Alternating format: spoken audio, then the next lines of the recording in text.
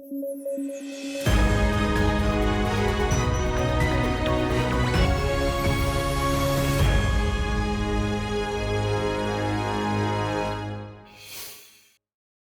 ही में शिक्षा मंत्रालय ने देश भर में 11 लाख फुटबॉल वितरित करने के लिए federation international the football association यानी फीफा के साथ समझौता किया है। इस समझौते से 1.5 लाख से अधिक स्कूलों को लाभ मिलने की उम्मीद है।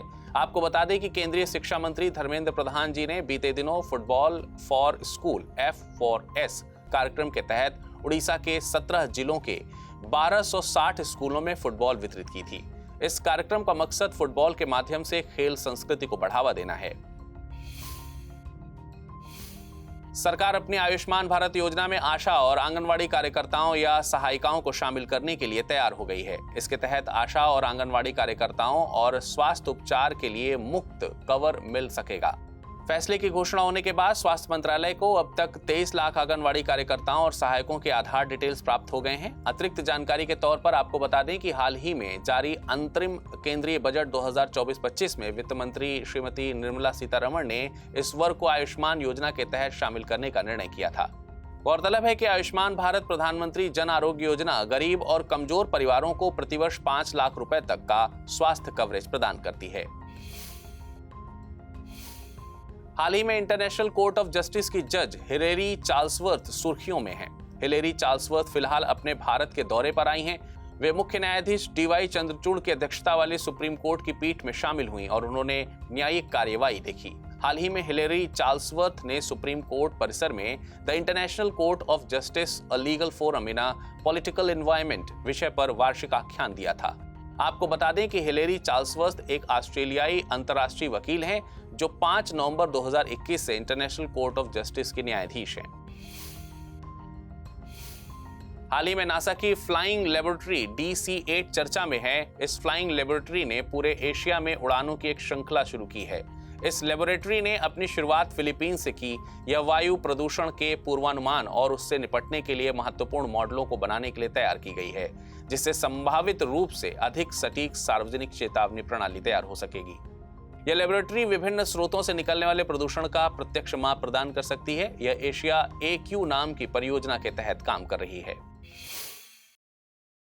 आज विश्व रेडियो दिवस है। रेडियो के महत्व के बारे में लोगों को मीडिया के बीच जागरूकता बढ़ाने और रेडियो के माध्यम से सूचना तक पहुंच को प्रोत्साहित करने के लिए हर साल 13 फरवरी को विश्व रेडियो दिवस के रूप में मनाया जाता है। इस दिन को 2011 में यूनेस्को के सदस्य राज्यों द्वारा घोषित किया गया था और बाद में 2012 में संयुक्त राष्ट्र महासभा द्वारा इसे अंतर्राष्ट्रीय दिवस के रूप में अपनाया गया था। हर साल इस दिन दुनिया भर के प्रचारकों, संगठनों और समुदायों द्वारा विभिन्न गतिविधियां आयोजित की जाती हैं। इस वर्ष की थीम है रेडियो सूचना देने वाली, मनोरंजन करने वाली और शिक्षा देने वाली एक सदी। शहरी परिवहन में क्रांति लाने के लिए दुबई ने विश्व सरकार शिखर सम्मेलन 2024 में दुनिया की पहली एयर टैक्सी सेवा शुरू करने के लिए एक समझौते पर हस्ताक्षर किए हैं। इस समझौते से दुबई में इंटरसिटी इलेक्ट्रॉनिक हवाई टैक्सी सर्विस और वर्दीपोर्ट नेटवर्क की तैनाती सुनिश्चित होगी। इस एयर टैक्सी का नाम है जोबी एविएशन S4। यह एक इनोवेटिव विमान है जो कि 6 प्रोपेलर और 4 बैटरी से उड़ता है। इसकी अधिकतम रेंज 161 किलोमीटर है और अधिकतम गति 321 किलोमीटर प्रति घंटा है। यह वर्टिकल टेक ऑफ और लैंडिंग कर सकता है, जो कि इसे शहरी हवाई टैक्सी के लिए एक आदर्श चॉइस बनाता है। इसके साथ ही यह दूसरे हेलीकॉप्टर की तुलना में ध्वनि प्रदूषण भी कम करता है। एयर टैक्सी नेटवर्क 2026 में अपना परिचालन शुरू कर देगा। हाल ही में बांग्लादेश के ढाका में हमदर्द विश्वविद्यालय में विश्व यूनानी दिवस मनाया जा रहा है। आपको बता दें कि विश्व यूनानी दिवस 11 फरवरी को प्रसिद्ध भारतीय यूनानी विद्वान हकीम अजमल खान की जयंती के अवसर पर उनके सम्मान में मनाया जाता है। इस कार्यक्रम में बांग्लादेश में भारतीय उच्चायुक्त प्रणय वर्मा को विशेष अतिथि के रूप में आमंत्रित किया गया था।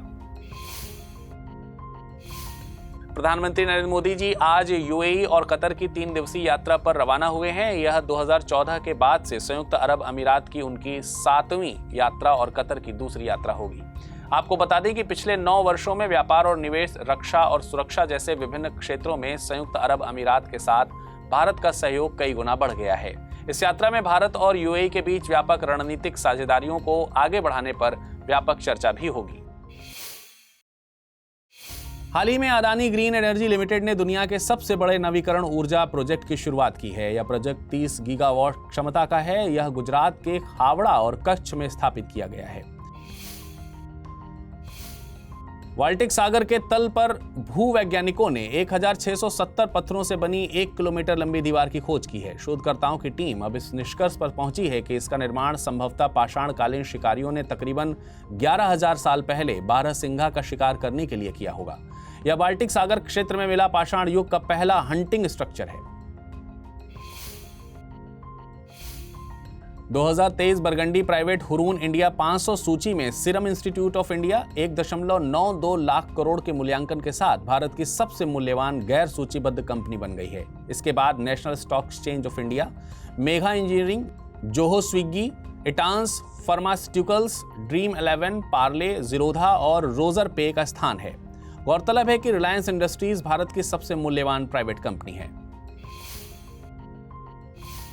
2024 BR4 नाम का एस्टेरॉयड पृथ्वी की तरफ 44,880 किलोमीटर प्रति घंटे की रफ्तार से बढ़ रहा है। यह एस्टेरॉयड 14 फरवरी को बिना कोई नुकसान पहुंचाए पृथ्वी के बेहद करीब यानी 46 लाख किलोमीटर से गुजरेगा। नासा ने इस एस्टेरॉयड को संभावित तौर पर खतरनाक एस्टेरॉयड की श्रेणी में रखा है। इसका आकार फुटबॉल के 2 मैदानों के बराबर या 430 से 980 फीट व्यास का बताया है। हाल ही में अलास्का पॉक्स वायरस से एक व्यक्ति की मौत का मामला सामने आया है। दरअसल अमेरिका के अलास्का में कमजोर इम्यूनिटी वाले एक बुजुर्ग की इस वायरस से मौत हो गई है। यह एक ऑर्थोपॉक्स वायरस है जो सबसे पहले 2015 में अलास्का में एक मरीज में मिला था। यह मुख्यतः छोटे स्तनधारियों को संक्रमित करता है और सबसे ज्यादा लाल पीठ वाले चूहों और छछूंदरों में मिलता है।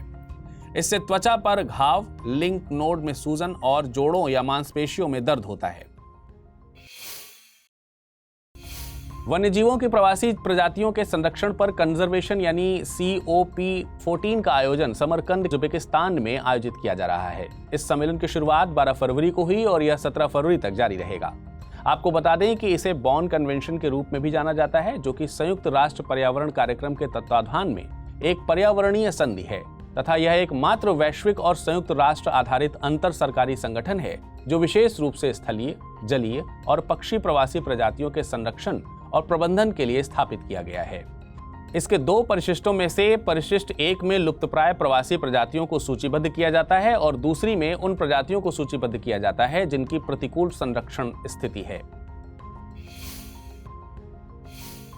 भारतीय प्रधानमंत्री ने संयुक्त अरब अमीरात में विश्व सरकार शिखर सम्मेलन 2024 में एक सम्मानित अतिथि के रूप में भाग लिया है। यह एक वार्षिक वैश्विक सभा है जो वैश्विक मुद्दों पर चर्चा करने और उन्हें संबोधित करने के लिए विभिन्न क्षेत्रों के विश्व नेताओं, नीति निर्माताओं, विशेषज्ञों और विचारकों को एक मंच पर लाती है।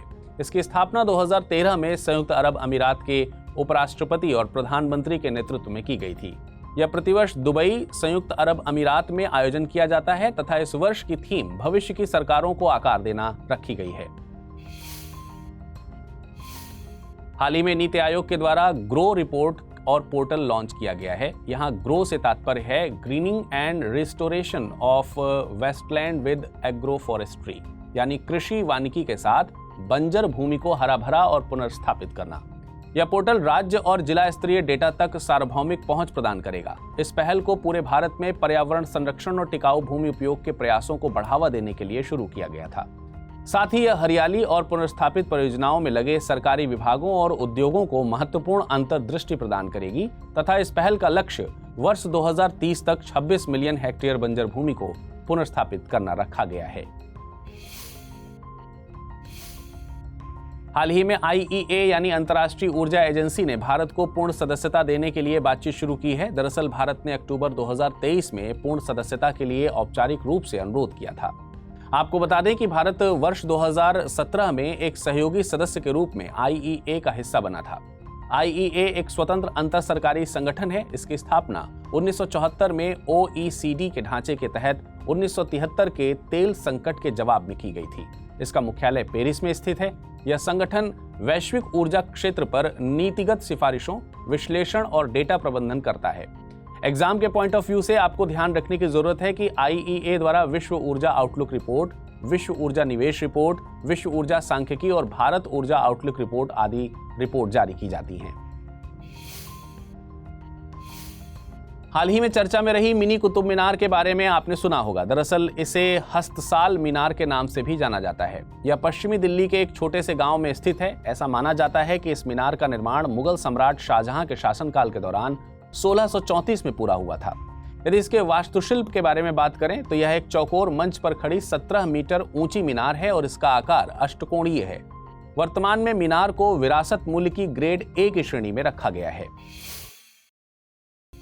कल यानी 17 फरवरी को GSLV F-14 रॉकेट को श्रीहरिकोटा के सतीश धवन अंतरिक्ष केंद्र से प्रक्षेपित किया जाएगा। इस प्रक्षेपण का मुख्य लक्ष्य इनसेट 3DS सैटेलाइट को पृथ्वी के चारों ओर जियो सिंक्रोनस ट्रांसफर ऑर्बिट में स्थापित करना है। यह 10वीं बार है जब हम स्वयं के क्रायोजेनिक इंजन का उपयोग कर रहे हैं। अतिरिक्त जानकारी के तौर पर आपको बता दें कि इनसेट 3DS एक हाईटेक वेदर सैटेलाइट है जो कि वायुमंडल, भूमि और महासागरों के बारे में विस्तृत जानकारी इकट्ठा करके मौसम की भविष्यवाणी और आपदा चेतावनियों में मदद करेगा। हाल ही में इंडोनेशिया में अब तक का सबसे बड़ा क्षेत्रीय चुनाव हुआ, जिसमें 171 शहरों और जिलों ने भाग लिया है। इस व्यापक मतदान का उद्देश्य कई स्थानीय नेताओं का चुनाव करना था। आपको बता दें कि इंडोनेशिया दुनिया का तीसरा सबसे बड़ा लोकतंत्र है और चुनाव के बाद पूर्व जनरल प्रबोवो सुबियंतो ने औपचारिक वोटों की गिनती के आधार पर राष्ट्रपति पद की दौड़ में जीत का दावा किया है। अब आप लोग कमेंट बॉक्स में कमेंट करके बताइए कि पहले और दूसरे नंबर पर कौन सा लोकतांत्रिक देश आता है। हाल ही में Bengaluru metro rail corporation limited ने चीन से एक नई किस्म की ट्रेन आयात की है। यह ट्रेन हालांकि खास है क्योंकि इसमें ड्राइवर की जरूरत नहीं है। इनमें 6 डिब्बे हैं और आने वाले समय में इस ट्रेन का उपयोग आधुनिक मेट्रो लाइन पर करने की योजना है, जो बेंगलुरु शहर के केंद्र को IT हब से जोड़ती है। इसलिए यह इन एरियाज में काम करने वाले लोगों के लिए एक हाईटेक सवारी की तरह काम करेगी। हाल ही में केरल के कोचीन इंटरनेशनल एयरपोर्ट ने ग्रीन हाइड्रोजन प्लांट स्थापित करने के लिए भारत पेट्रोलियम के साथ एक समझौते पर हस्ताक्षर किया है, जिसकी वजह से कोचीन इंटरनेशनल एयरपोर्ट ऐसी सुविधा वाला दुनिया का पहला एयरपोर्ट बन जाएगा। एग्जाम के पॉइंट ऑफ व्यू से आपको ध्यान रखने की जरूरत है कि हरित हाइड्रोजन सूर्य के प्रकाश या हवा जैसे नवीकरणीय स्रोतों से बना एक स्वच्छ ईंधन है, जो कि कार्बन का उत्सर्जन किए बिना इलेक्ट्रोलिसिस प्रक्रिया के द्वारा पानी को हाइड्रोजन और ऑक्सीजन में तोड़ कर बनाया जाता है। हाल ही में संयुक्त अरब अमीरात के टेक्नोलॉजी इनोवेशन इंस्टीट्यूट यानी TII ने फॉल्कन फाउंडेशन लॉन्च किया है, जो कि एक नॉन प्रॉफिट ग्रुप है।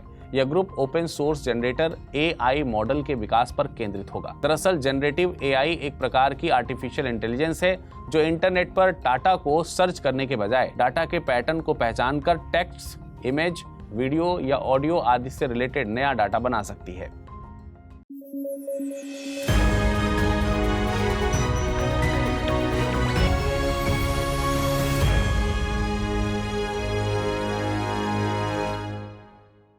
हिंदी में UPSC की तैयारी से संबंधित प्रोग्राम्स को देखने के लिए सब्सक्राइब करें स्टडी IQ IAS हिंदी।